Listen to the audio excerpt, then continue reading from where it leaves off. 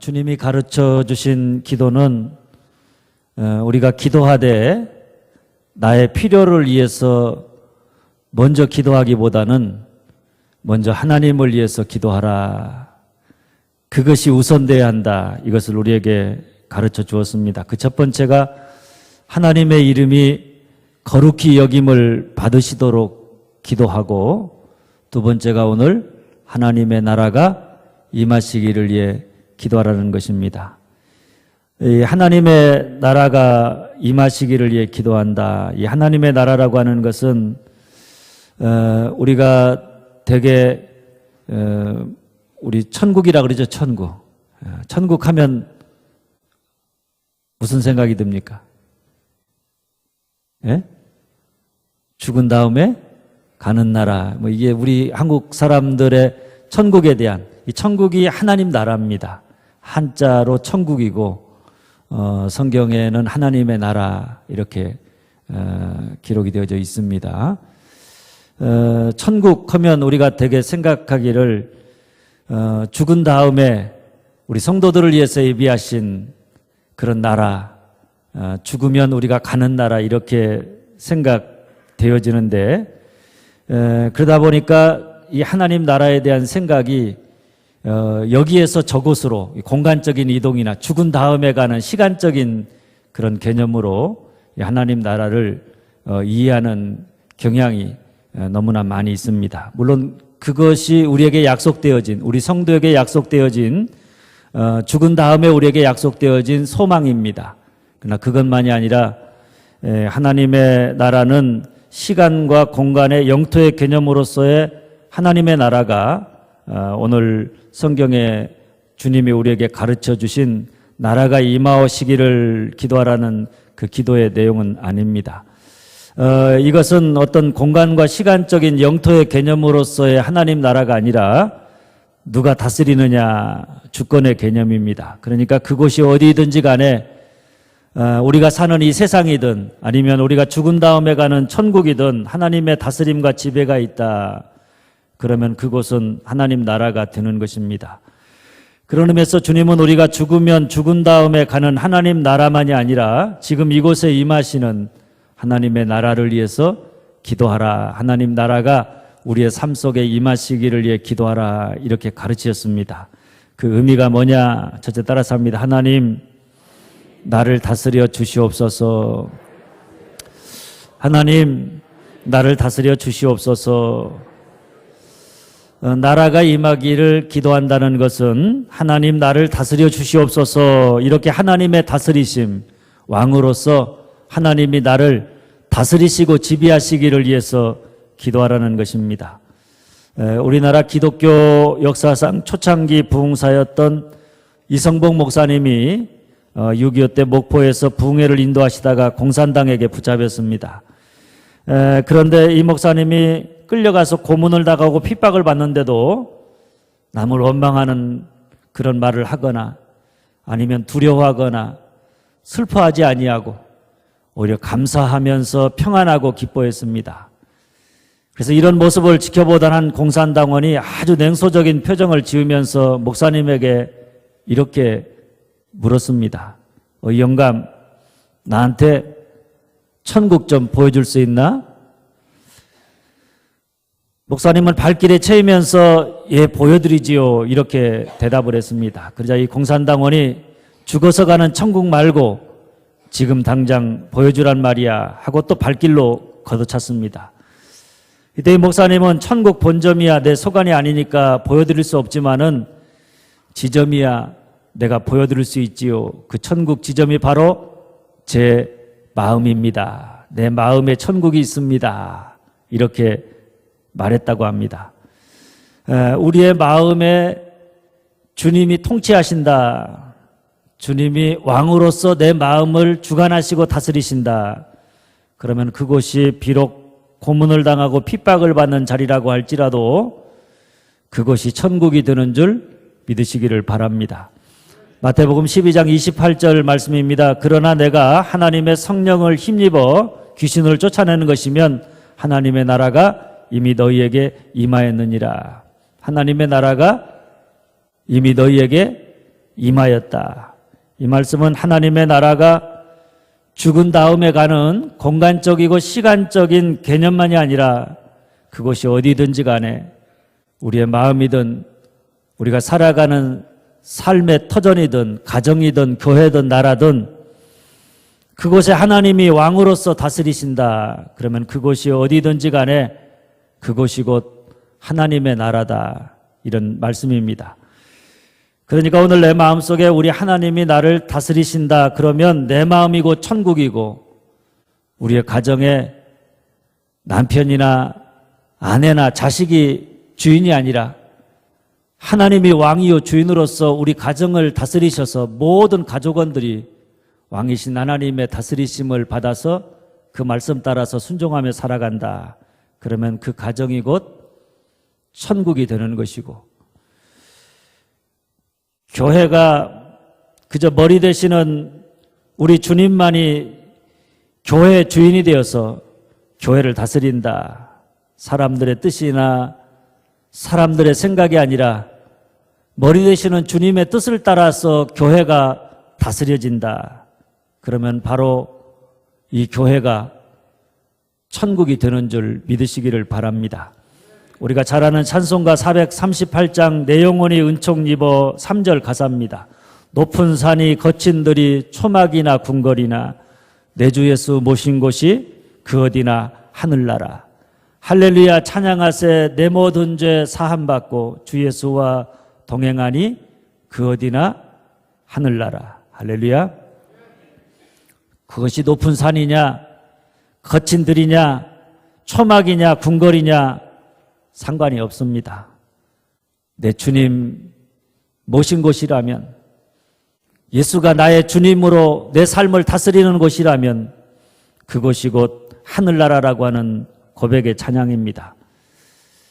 그런데 우리가 이런 찬양을 기쁨으로 감사함으로 부르면서도 예수를 나의 하나님이라고 나의 구주라고 나의 주님이라고 고백하면서도 정작 우리가 이 땅에서 살아가는 삶의 모습을 보면 하나님의 나라가 내 삶 속에 임하기를 정말 원할까 이런 의구심이 들 때가 참 많이 있습니다. 정작 이 땅에서 살아가는 삶의 모습을 보면 입으로는 하나님이 왕이시라고 고백하면서도 그저 이 땅에서는 자기의 삶에 자기가 왕이고 주인이 되어서 살아가려는 그런 모습들. 그래서 하나님이 왕으로 내 삶과 내 가정과 내 교회를 다스리게 하면서 살아가고 있지 않는 모습들, 그런 모습들을 우리가 많이 직면하게 됩니다. 그러다 보니까 어느 때는 내 마음과 우리의 가정과 교회가 주님을 모셔서 천국 같기도 한데 또 어느 때는 천국 같았던 우리의 삶과 우리의 가정과 교회가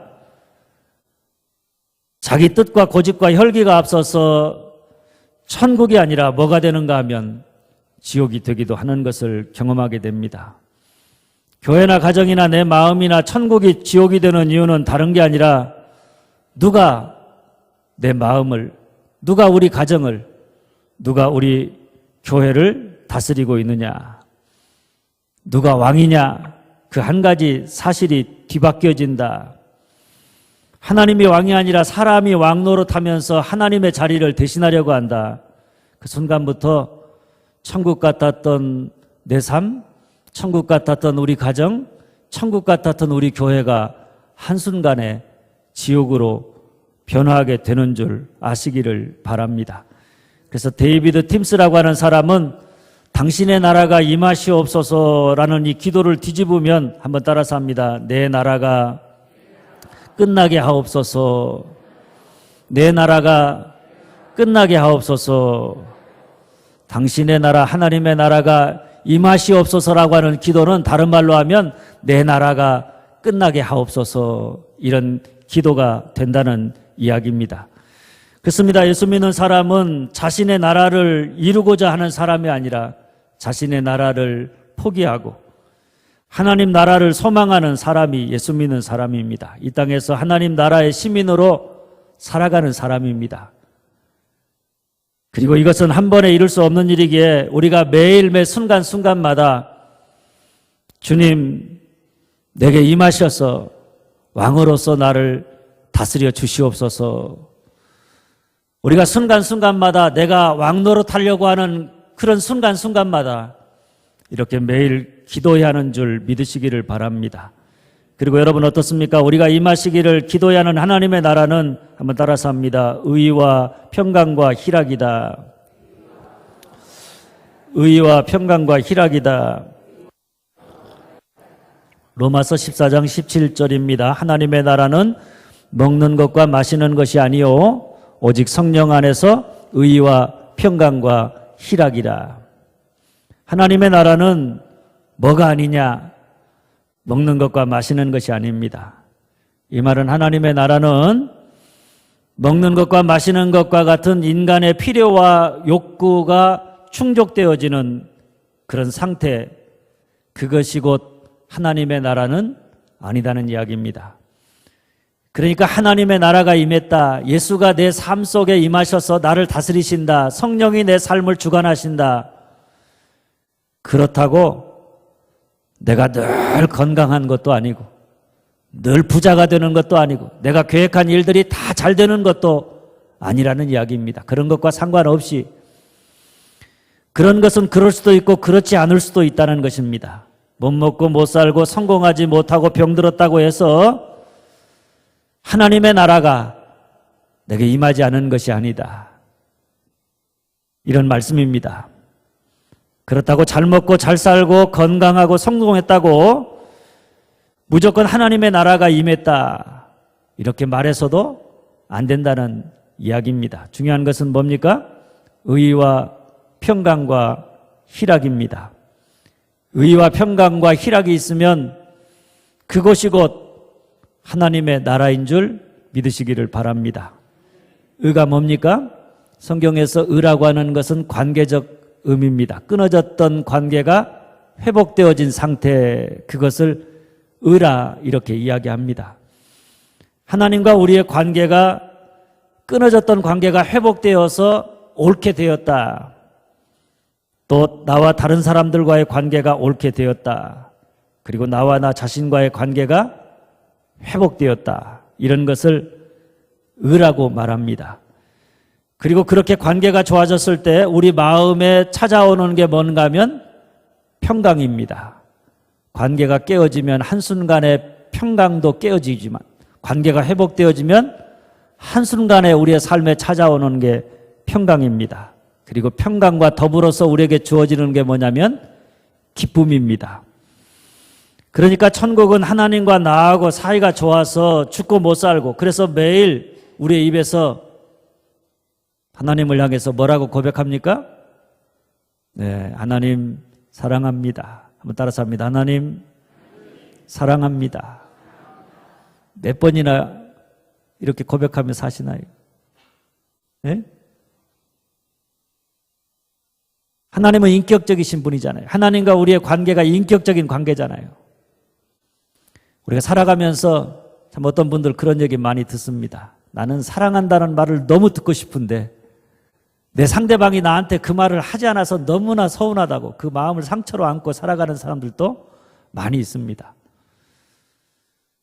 그런데 하나님과 우리의 관계, 너무나 좋은 관계, 우리를 구원하시고 은혜를 베푸시고 사랑하시고 인도하시고 우리를 위해서 날마다 선한 길로 역사하시는 그 하나님을 향해서 우리가 정말 우리의 마음 중심에서 하나님 사랑합니다, 이 고백을 왜 못하는가? 하나님 얼마나 서운하겠어요, 그죠? 연습 한번 해볼까요? 자, 시작. 이 진실성이 느껴지는지 안 느껴지는지 잘 모르겠어요. 우리의 마음속에 기도하면서도 막 하나님한테 막 뭐 달라고 막 이루어 달라고 왜 안 돼 떼쓰고 이런 거 말고 그냥 인격적으로 그 하나님을 느끼면서 그 하나님이 너무 좋으니까 그 하나님을 향해서 하나님 사랑합니다. 이 고백이 우리에게 끊임없이 있어지기를 바랍니다.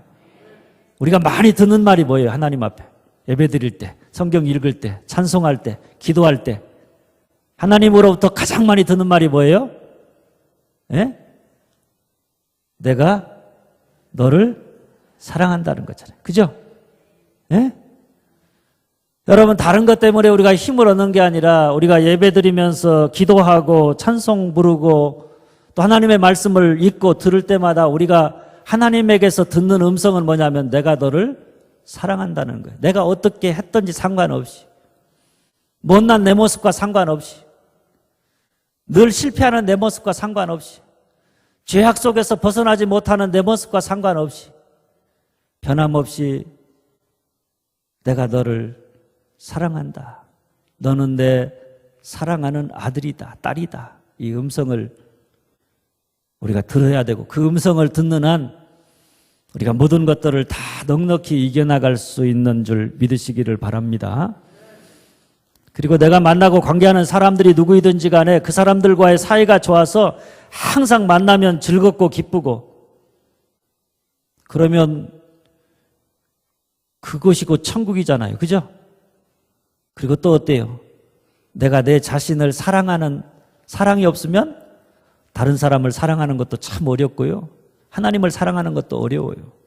그래서 하나님과의 관계가 하나님을 사랑한다고 고백하고 다른 사람들과의 관계가 온전하게 회복되어지고 내가 내 자신을 사랑하는 자기를 긍정하는 있는 그대로 용납하고 받아들이는 그런 자기를 사랑하는 사랑의 삶을 살아가면 바로 그곳이 천국이고 그것이 하나님의 나라인 줄 믿으시기를 바랍니다.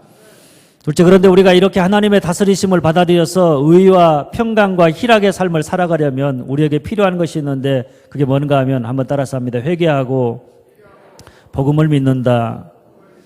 회개하고 복음을 믿는다. 예수님이 공생의 사역을 시작하시면서 맨 처음에 하신 말씀이 뭐죠? 때가 찼고 하나님의 나라가 가까웠으니 회개하고 복음을 믿으라. 예수님이 하신 첫 번째 말씀이죠. 공생의 사역을 시작하시면서 예수님이 하신 첫 번째 말씀이 뭐냐면 때가 찼고 하나님의 나라가 가까이 왔으니까 회개하고 복음을 믿으라. 이 말씀이 예수님이 공생의 사역을 시작하시면서 하신 첫 번째 말씀입니다. 회개하고 복음을 믿으라는 것입니다. 요한복음 3장 3절 5절에 보면 예수님이 대답하여 이르시되 진실로 진실로 내게 이르노니 사람이 거듭나지 아니하면 하나님 나라를 볼 수 없느니라. 니고데모가 이르되 사람이 늙으면 어떻게 날 수 있사옵나이까? 두 번째 모태에 들어갔다가 날 수 있사옵나이까? 예수께서 대답하시되 진실로 진실로 내게 이르노니 사람이 물과 성령으로 나지 아니하면 하나님 나라에 들어갈 수 없느니라. 거듭난다. 회개한다는 거죠. 다시 새롭게 태어난다. 땅에서 태어나는 게 아니라 위로부터 다시 새롭게 거듭난다, 태어난다 하는 말입니다. 사람이 이 거듭난다는 말을 오늘 말씀으로 하면 회개한다는 말이고 회개하려면 뭐가 필요하느냐? 물과 성령의 역사가 있어야 한다는 것입니다. 아직도 우리 한국에 비전향 장기수가 있습니다. 이 비전향 장기수는요 어떤 사람들인가 하면 6.25 때 혹은 30년 전에 북한에서 내려왔다가 잡혀서 감옥에서 지내는데 그 감옥에서 지내면서 아직까지 전향하지 않은 사람, 그런 사람들입니다. 그러니까 나는 이 자유민주주의 체제를 인정할 수 없다. 여전히 공산주의자로 살겠다. 이렇게 전향하지 아니하고 대한민국에 살고 있지만은 공산주의를 신봉하는 사람들을 비전향 장기수라고 이렇게 이야기합니다. 그런데 오늘 교회 안에도 이 비전향 장기수들이 참 많은 것 같습니다. 몸은 교회 안에 있지만은 아직 그 생각과 삶의 모습은 예수 믿는다고 하지만 세상 사람들처럼 그렇게 살아가는 사람들입니다. 세상에서의 가치, 세상에서 자기가 추구하던 것, 그것을 놓지 못하고 그것을 포기하지 못하고 교회 안에 있지만은 예수 믿는다고 하지만은 여전히 주님의 다스리심을 받지 아니하고 자기가 자기를 다스리면서 살아가는 사람들입니다. 세상의 가치관이 그를 지배하고 움직이는 사람입니다. 이런 사람들이 하나님 나라를 경험하려면 전향해야 합니다. 회개해야 한다는 이야기입니다. 거듭나야 하고 그래야 주님의 나라가 임할 수 있기 때문입니다. 그런데 우리가 어떻게 해야 전향할 수 있느냐? 그 해답은 한번 따라서 합니다. 물과 성령으로. 물은 하나님의 말씀입니다. 그러니까 하나님의 말씀을 듣고 성령이 하나님의 말씀을 듣는 그 가운데 역사하실 때 그가 비로소 하나님의 나라를 그가 받아들일 수 있다. 하나님의 통치를 그가 받아들일 수 있다. 자기를 포기하고 자기 나라가 아니라 하나님의 나라가 임하기를 그가 간구할 수 있게 되어진다. 이런 이야기입니다. 그러니까 인간의 생각과 의지로 되어지는 것이 아니다. 그만큼 우리 인간은 자기가 붙잡고 사는 것을 내려놓기가 어렵다는 말씀입니다. 하나님의 말씀, 그 말씀의 방망이로 두들기시고 성령의 불로 태워지지 않으면 그것도 끊임없이 매일매일 하나님의 나라가 임하시옵소서 이렇게 기도하면서 그렇게 하지 않으면 우리가 쉽게 자기 인생의 보좌에서 내려오지 않는다. 자기가 자기 인생의 왕노로 타는 것을 포기하려고 하지 않는다는 말씀입니다. 그러므로 우리는 끊임없이 나를 하나님 말씀 앞에 세우면서 말씀을 주야로 묵상하고 성령으로 충만케 되는 자가 되어야 합니다. 말씀과 성령으로 날마다 나를 쳐서 복종시키는 자가 되어야 합니다. 그럴 때 우리가 하나님 나를 다스려 주시옵소서, 나를 내려놓고 주님의 통치, 주님의 다스리심을 받아들이게 되어져 있는 줄 믿으시기를 바랍니다. 셋째, 따라서 합니다. 복음이 땅끝까지 전파되게 하시옵소서. 복음이 땅끝까지 전파되게 하시옵소서. 하나님의 나라가 임하기를 기도한다는 것은 주의 다스리심을 간구한다는 것이고, 그리고 또 하나 복음이 땅끝까지 전파하게 해달라고 하는 기도입니다. 성도들 중에 선교한다.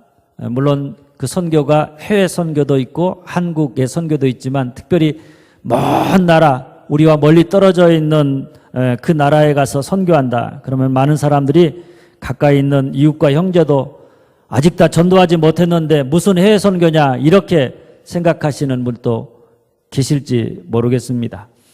그러나 주님은 사도행전 1장 8절에 승천하시면서 제자들에게 오직 성령이 너에게 임하시면 너희가 권능을 받고 예루살렘과 온 유대와 사마리아와 땅끝까지 이르러 내 증인이 되리라 이렇게 말씀하셨습니다. 복음이 땅끝까지 이르게 한다는 말은 다른 말로 하면 하나님의 나라가 점점 더 확장되어 가게 한다 이런 말입니다. 복음이 전파되어서 예수 믿는 사람이 늘어난다.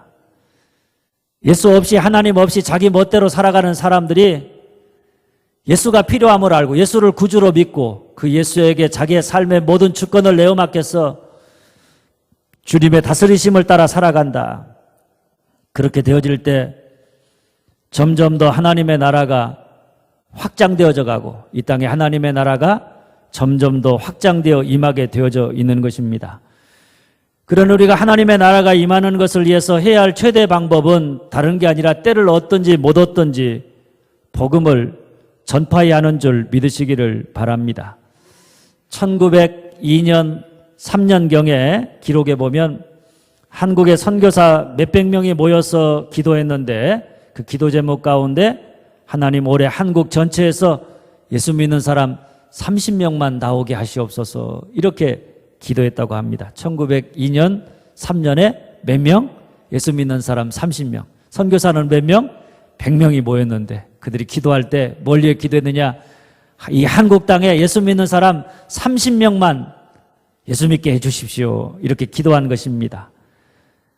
하나님 앞에 1902년에 선교사 100여 명이 모여서 울면서 했던 기도입니다. 그런데 100년이 훨씬 지난 오늘날 우리 한국교회 전국 방방곡곡에 교회가 없는 곳 없고 TV 라디오만 틀면 언제든지 복음의 말씀을 들을 수 있고 개신교 인구만 우리가 1200만 명이라고 합니다. 물론 지금은 아마 조금 많이 줄었을 것입니다. 그런데 한 10여 년 전만 해도 1200만 명의 성도를 자랑한다고 얘기했습니다. 그러니 100년 전에 선교사들이 이 땅에 하나님의 나라가 30명에게 임하기를 기도했더니 30명이 1200만 명이 되었으니 우리가 지금 예수 믿는다는 것 때문에 핍박을 받고 죽어가는 선교 지역을 위해서 한 사람 두 사람이 가서 예수 믿는 사람들이 있어지기를 위해서 기도하고 복음을 전파한다는 것이 얼마나 중요한 것인가. 그것을 우리에게 분명하게 보여주는 것입니다. 그러므로 우리는 나라가 임하시오며 라는 기도를 들을 때마다 아직 복음을 알지 못하는 지역에서 복음을 전파하는 선교사님들을 위해서 기도하고 많은 핍박과 고난, 장애가 있지만 그 모든 어려움 속에서 그 어려움을 극복하고 복음의 씨앗을 뿌리기 위해서 늘 기도해야 하는 것입니다. 그리고 우리의 이웃들 중에 아직 예수 믿지 못해서 하나님의 통치 아래 살지 못하는 사람들, 의와 평강과 희락의 삶을 살아가지 못하는 사람들, 그런 사람들을 품에 안고 그들을 위해서 눈물 흘리며 씨를 뿌리는 자가 되어야 하는 줄 믿으시기를 바랍니다. 아무아무개 이름을 부르면서 하나님 아무아무개가 주님을 알게 하시옵소서. 아무아무개의 삶 속에 주님의 나라가 임하게 하시옵소서. 우리가 이렇게 기도하면서 끊임없이 복음을 증거하는 자가 되어야 하는 줄 믿으시기를 바랍니다. 대체 따라서 합니다. 주 예수여 오시옵소서. 주 예수여 오시옵소서. 우리가 마지막으로 주목하게 되는 말씀은 임하시오며라는 부분입니다.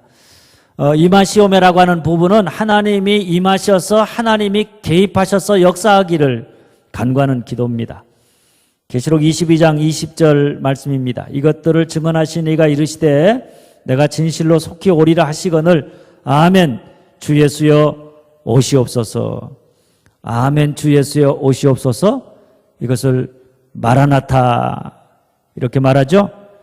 우리가 사는 이 세상은 어떻게 보면 탄식하는 세상입니다. 참 절망이 있고 고통이 있고 슬픔이 있고 아픔이 있는 세상입니다. 그래서 성경은 이 세상의 삶을 수고와 슬픔뿐이다. 우리 주님도 수고하고 무거운 짐을 진다. 또 성경에 험악한 세월을 살았다. 뭐 이런 여러 가지 표현들이 많이 나옵니다. 탄식하는 세상입니다. 죄로 말미암아서 고통과 죽음이 있고 절망이 있는 세상입니다. 그래서 곳곳에서 우리에게 들려지는 소리가 탄식의 소리입니다. 그런데 이런 세상 속에 나라가 임하시오며 이렇게 기도한다는 것은 결국에 속히 주님이 이 불의하고 죄악된 역사 속에 개입하셔서 이런 모든 불행과 절망을 끝내주시라고 하는 그런 간구입니다. 이 모든 탄식에서 우리를 구원해달라고 하는 간구가 나라가 임하시오며 라는 기도인 줄 믿으시기를 바랍니다. 어떤 시각장애인이 그랬습니다. 나는 날 때부터 시각장애인인 것을 감사합니다. 나는 시각장애인이 된 것을 그처럼 원망하고 슬퍼했고 그처럼 저주스럽게 생각했지만은 그리스도를 내가 안 다음에 나는 시각장애인이 된 것을 인하여서 감사를 드립니다. 왜냐하면 천국에서 내 눈이 열릴 터인데 재림의 그날 내가 맨 처음으로 볼 수 있는 그 사람이 나를 사랑하셔서 나를 위해 십자가에 죽으신 주님이시기 때문입니다. 할렐루야. 그러니 우리가 나라가 임하시오며 이렇게 기도해야 하는 이유는 그날이 오면 우리가 그토록 갈망하고 사모하던 주님을 만나게 될 것이고 주님이 오면 그분이 우리를 우리의 연약함과 죄인됨에서 온전하게 회복시킬 것이고 우리가 살아가는 이 땅의 모든 불평등, 탄식, 절망, 고통, 슬픔 그 모든 것에서 우리를 건져낼 것이기 때문입니다. 바로 이런 이유 때문에 초대교회 성도들은 서로 만날 때마다 안녕하십니까? 이렇게 서로 안부를 물은 게 아니라 마라나타, 주님이 다시 오십니다. 아멘. 서로 마라나타 하면서 서로 소망 안에서 주님 다시 오시기를 소망하면서 서로 위로하며 살았던 것입니다.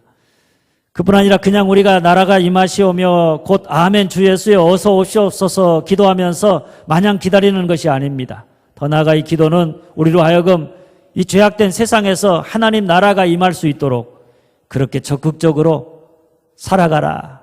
하나님의 뜻을 따라서 이 땅에서 세상과 거슬려가는 하나님 나라 백성으로서 세상 속에 하나님 나라가 임하도록 의와 진리와 평강을 따라 사는 자가 되라, 이런 말씀입니다. 그러면 우리가 먼저 항상 뭘 생각하면서 살아야 하는가 하면 먼저 하나님의 나라와 의를 생각하면서 살아야 하는 것입니다. 세상 속에서 하나님 나라, 하나님이 다스리시는 천국 생활을 하면서 살아야 되고 그 천국의 소망을 가지고 살면 우리가 이 땅에서 사는 삶은 어떤 삶을 살아야 합니까?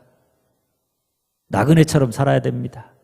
이 땅에 집착하고 이 땅의 것을 내가 이루지 못하면 막 세상이 다 끝난 것처럼 막 그렇게 탄식하고 절망하는 세상 사람들처럼 사는 게 아니라 나그네처럼 언제든지 내가 가지고 있는 모든 것 다 내려놓고 떠날 준비를 하면서 살아가는 그런 삶의 자세가 우리에게 필요한 것입니다. 그것이 세상 속에서 하나님의 나라, 그 나라를 소망하는 자의 삶의 모습, 나그네 생활인 것입니다.